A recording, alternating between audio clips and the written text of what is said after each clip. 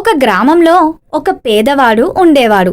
అతను రోజు అడవికి వెళ్ళి గొర్రెలను మేపుకొని తిరుగు ప్రయాణంలో కట్టెలు కొట్టుకువచ్చి సంతలో అమ్ముకునేవాడు. అలా తను కట్టెలు అమ్మగా వచ్చిన డబ్బుతో తాను సంతోషంగా గడపసాగాడు. ఒకరోజు తాను కట్టెలు కొట్టడానికి అడవికి బయలుదేరుతుండగా తన కొడుకు కూడా తన వెంట వస్తానని మారాన్ చేశాడు. సరే అని తనతో పాటు తన కొడుకుని కూడా తీసుకొని వెళ్ళాడు. గొర్రెలను తన కొడుకుకి అప్పగించి దూరంగా కట్టెలు కొట్టడానికి వెళ్ళాడు. కొంచెం సేపటికి ఆ పిల్లవాడికి గొర్రెలు మేపడం విసుగేసింది. తనకి ఒక ఆలోచన వచ్చింది.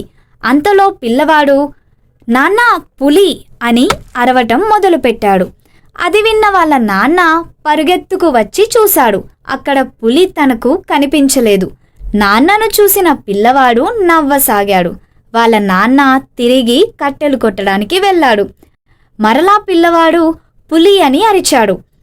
మరలా తిరిగి నాన్న పరుగెత్తుకొచ్చాడు. నాన్నను చూసి పిల్లవాడు మళ్ళీ నవ్వాడు. నాన్న పిల్లవాడిని మందలించి తిరిగి కట్టెలు కొట్టుకోవడానికి వెళ్ళాడు. ఈసారి నిజంగా పులి వచ్చింది.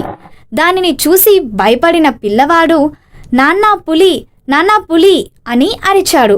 అది విన్న వాళ్ళ నాన్న మళ్ళీ పిల్లవాడు అబద్ధం ఆడుతున్నాడని అనుకొని పట్టించుకోలేదు. ఈ లోపల పులి గొర్రెలను తినేసింది. నీతి: అవసరమైన అబద్ధం ఆడరాదు.